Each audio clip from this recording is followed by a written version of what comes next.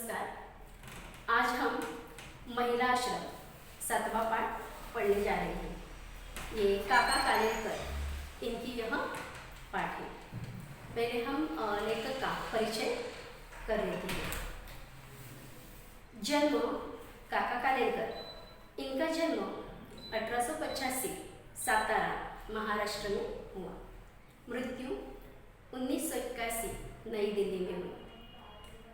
काका कालेलकर के नाम से विख्यात दत्तात्रेय बालकृष्ण कालेलकर, जिन्हें हिंदी, गुजराती, मराठी और अंग्रेजी भाषा में समान रूप से लेखन कार्य किया।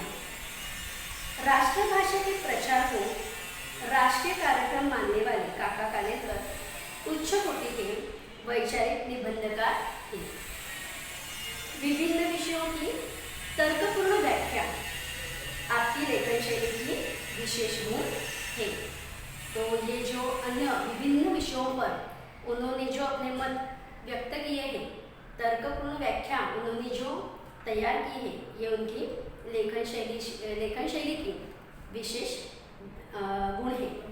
उनकी प्रमुख कृतियाँ आगे दी गई है। देखो, राष्ट्रीय शिक्षा के आदर्शों का विकास, जीवन संस्कृति की बुनियाद, नक्षत्रमाला, स्मरण यात्रा, धर्मोदय, ये उनका आत्मचरित्र है।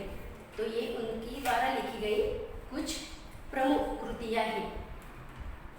तो अभी हम ये जो पाठ पढ़ने जा रहे हैं, तो ये पाठ प्रस्तुत पाठ ये पत्र विधा में लिखा गया है। हमें ये जो पाठ है वो पत्र द्वारा, ये काका कालेलकर इन्होंने पत्र लिखा है और इस पत्र के द्वारा हमें उन्होंने ये जो पत्र लिखा है ये अपनी पुत्री के नाम लिखा है, जिसमें इन्होंने महिला आश्रम की स्थापना, उसकी व्यवस्था, संचालन नियम व वातावरण आदि के बारे में पत्र द्वारा सभी बातें यहाँ पे प्रकट की हैं। इस पत्र के माध्यम से उनके विचारों, प्रकृति प्रेम एवं सामाजिक लगाव के बारे में हमें पता चलता है। अतः इस पाठ के माध्यम से लेखक ने सामाजिक कार्यों में अपना योगदान देने के लिए प्रेरित किया है, ताकि महिलाश्रम ये जो है, तो महिलाश्रम महिलाएं खुद चलाए। ये महिलाओं का खुद का आश्रम है, तो महिलाओं का भी योगदान यहाँ पे महत्वपूर्ण है। इस बातों पर उन्होंने जोर दिया है। और इसके अलावा इनका ये जो पत्र व्यवहार है, तो इस पत्र के द्वारा हमें पर्यावरण के प्रति उनका लगाव, पर्यावरण के प्रति उनका प्रेम यहाँ पे हमें पत्र के द्वारा पता चलता है। तो अभी हम पाठ को शुरुआत करते हैं। महिलाश्रम, लेखक है काका कालेलकर। प्रिय सरोज, ये उनकी बेटी है। इनके लिए उन्होंने ये पत्र लिखा है। प्रिय सरोज, जिस आश्रम की कल्पना की है उसके बारे में कुछ ज़्यादा लिखूं तो बहन को सोचने में मदद होगी। आश्रम यानी होम। यहाँ पे देखो, आश्रम को यहाँ होम कहा गया है, जहाँ पे सभी एक साथ रहते हैं, सब अपने विचार प्रकट कर सकते हैं। यहाँ पे सब स्वतंत्रता से अपना रहन सहन सभी कर सकते हैं। इसलिए काका कालेलकर जी क्या कहते हैं कि आश्रम यानी क्या है, होम, घर, तो उसकी व्यवस्था में या संचालन में किसी पुरुष का संबंध न हो। उस आश्रम का विज्ञापन अखबार में नहीं दिया जाए। उसके लिए पैसे तो सहज मिलेंगे, लेकिन कहीं मांगने नहीं जाना है। तो यहाँ पे काका कालेलकर कहते हैं कि महिलाश्रम, महिलाओं के लिए जो हम घर तैयार कर रहे हैं, आश्रम की व्यवस्था जो कर रहे हैं, उसके लिए ये आश्रम की व्यवस्था देखने के लिए किसी पुरुष की ज़रूरत नहीं है। और अखबार में खबर देने की भी ज़रूरत नहीं। एडवर्टाइजिंग के लिए हम कहते हैं ना, अगर कोई संस्था चलानी है तो उस संस्था चलाने के लिए कुछ पैसे की ज़रूरत लगती है।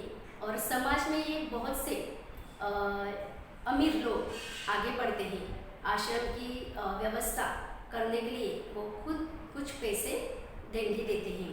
तो इसलिए काका कालेलकर जी क्या कहते हैं कि आश्रम हमने शुरू किया है, तो उसका एडवर्टाइजिंग विज्ञापन के लिए अखबार ये कोई चीज़ नहीं, अखबार में नहीं हमें विज्ञापन देना है।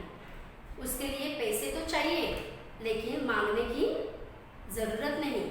किसी अमीर घराने के पास या किसी अन्य अमीर व्यक्तियों के पास पैसे मांगने जाने की ज़रूरत नहीं है। जो महिला आएगी वह अपने खाने पीने की तथा कपड़े लत्ते की व्यवस्था करके ही आए। देखो यहाँ पे महिला आश्रम ये जो संकल्पना है, तो इसमें महिलाओं की सभी सुख सुविधाओं को यहाँ पे इन्वॉल्व किया जाएगा। महिलाओं की सभी ज़रूरतें यहाँ पे पूरी होगी, लेकिन ये सभी ज़रूरतें उन्हें खुद अपनी पूरी करनी है। तो कैसी पूरी करनी है? अगर ये महिलाएं हमारे आश्रम में दाखिल होती हैं, तब उन्हें खुद के खाने पीने का इंतज़ाम करना है और कपड़े लत्ते का भी इंतज़ाम करना है। वो खुद ब खुद स्वावलंबी होनी चाहिए। वह यदि गरीब है तो उसकी सिफारिश करने वाले लोगों को खर्च की पक्की व्यवस्था करनी चाहिए। यहाँ पे ये भी इन्होंने कहा है कि अगर वो बहुत ही गरीब है, वो खुद खान पान या कपड़े लत्ते की व्यवस्था नहीं कर पा रही है, तो उसे आश्रम में लाने वाला, दाखिल करने वाला ये जो व्यक्ति है, उस व्यक्ति ने उस महिला की सभी जिम्मेदारी उठानी चाहिए, ताकि उसे आश्रम पर भारी नहीं होना चाहिए। सभी आश्रम उसे प्रोवाइड करने वाला नहीं है, इसलिए उसे जो यहाँ पे लाने वाला है, गरीब महिलाओं को यहाँ आश्रम में दाखिल करने वाला जो व्यक्ति है, वो खुद उसका खर्चा, उसकी पक्की व्यवस्था उसने भी करनी चाहिए। पूरी पहचान और परिचय के बिना किसी को दाखिल नहीं करना चाहिए। अभी महिला आश्रम है, तो ये जो संस्था चलाने वाले संचालक हैं, इन पे पूरी जिम्मेदारी होती है महिलाओं की।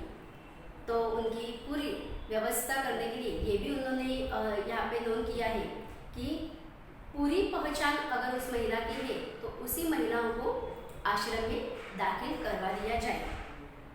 अगर पूरी पहचान और परिचय के बिना किसी को दाखिल नहीं करना चाहिए, आपत्ति न आनी चाहिए। इसलिए काका कालेकर इन्होंने ये भी प्रबंध किया है। दाखिल हुई कोई भी महिला जब चाहे तब आश्रम छोड़ सकती है। अगर उसे आश्रम आने के बाद यहाँ पे अच्छा नहीं लगा, या उसे अपने रिश्तेदार के घर जाना है, या कहीं और उसका रहने का इंतज़ार हो गया है, तो वह खुद ये आश्रम छोड़कर जा सकती है। आश्रम को ठीक न लगे तो 1 या 3 महीने का नोटिस देकर किसी को आश्रम से हटा सकते हैं, लेकिन ऐसा कदम सोचकर लेना होगा। यहाँ पे कलेक्टर इन्होंने ये भी कहा है कि अगर महिला रहना चाहती है आश्रम में, लेकिन संचालक के दृष्टि से देखा जाए तो उसे उस औरत को आश्रम में महिला को उस आश्रम में नहीं रखना चाहते, तो संचालक को क्या करना चाहिए? एक या 3 महीने का उसे नोटिस देना चाहिए। उसे किसी जगह का वो प्रबंध कर पाती है, तब तक उसे आश्रम में ही रखा दिया जाएगा।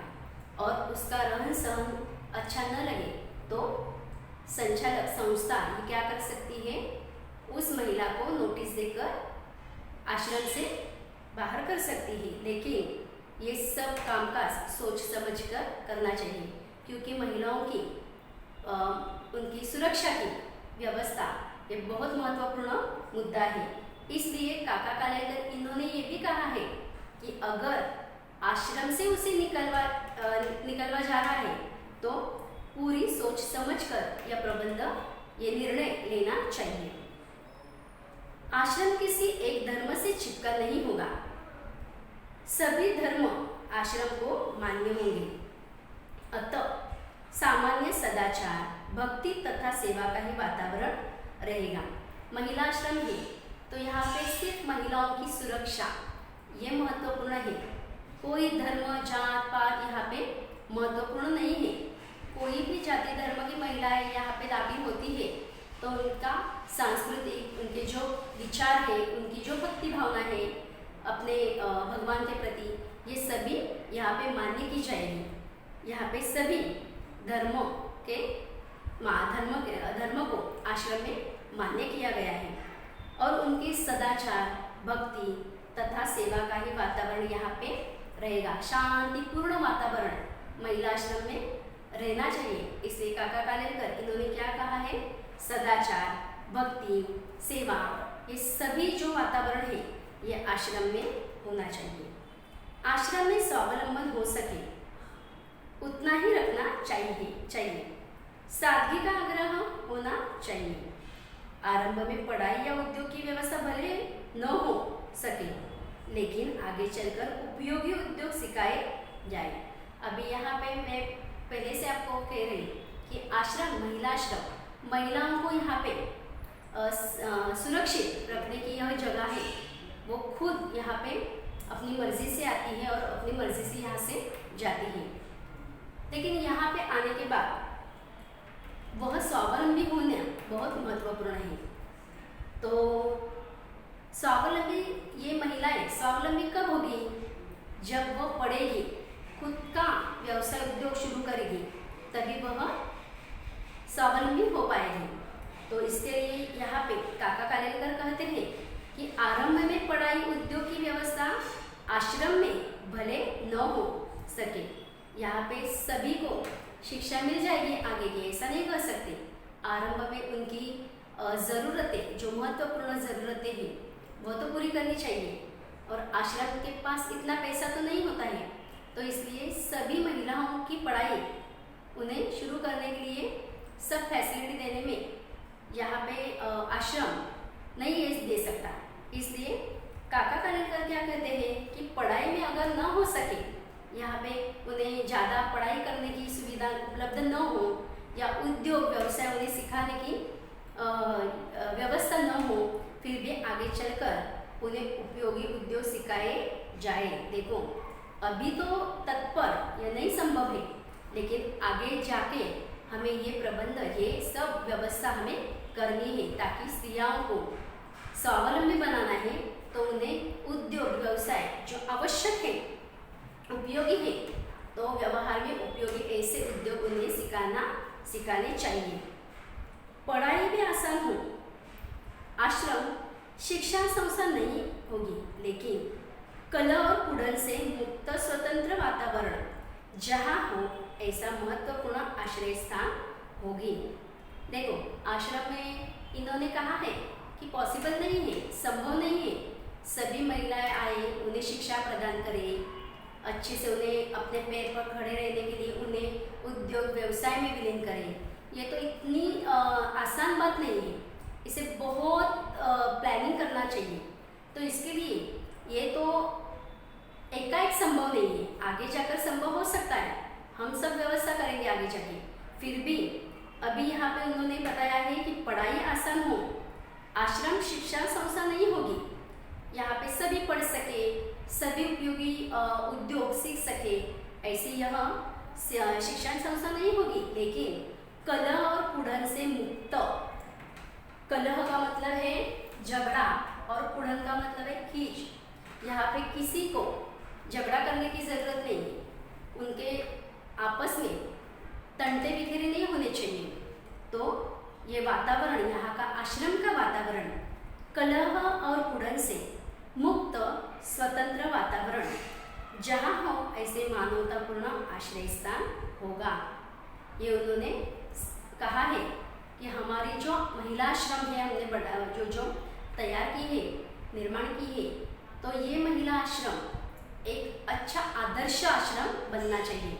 यहाँ पे किसी के झगड़े टंटे बिखेरे नहीं होने चाहिए, आपस में सभी वैचारिक एकता से यहाँ पे रहने चाहिए। शिक्षा संस्था तो नहीं बन सकती तुरंत ये महिला आश्रम, लेकिन फिर भी यहाँ का वातावरण कैसे होना चाहिए, सादगी भरा और स्वतंत्र वातावरण, यहाँ पे मानवतापूर्ण वातावरण यहाँ पे दिखाई देना चाहिए। तो इसके लिए यह कलह और कुड़न से मुक्त ऐसा आश्रम होना चाहिए, जहाँ परेशान महिला ही बेखटके अपने खर्च से रह सके, बेखटके बिना किसी संकोच के।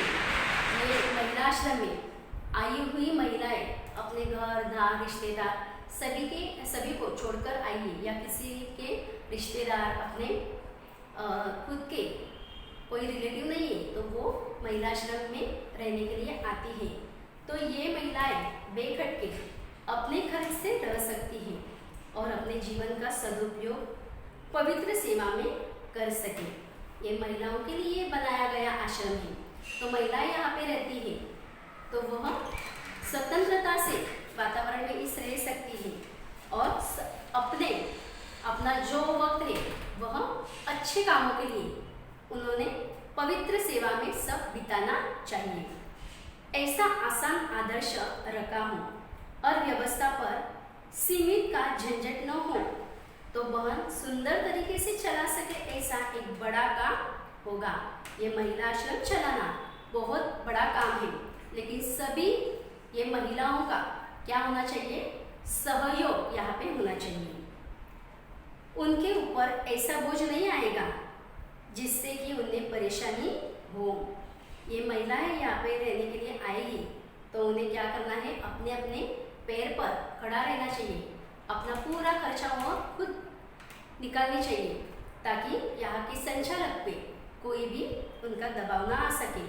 उनके ऊपर ऐसा बोझ नहीं आएगा जिससे कि उन्हें परेशानी हो। और ये जो संस्थाएं ये चलाने वाले संचालक भी महिलाओं पर कोई दबाव या उन्हें किसी ऐसे घटनाओं का बोझ उन पर नहीं आएगा कि वो सभी महिलाएं परेशान हो जाए। इस प्रकार काका कालेलकर इन्होंने प्रिय सरोज के लिए यह पत्र लिखा है। तो आगे का जो पाठ है हम आगे की तासिका में देखेंगे।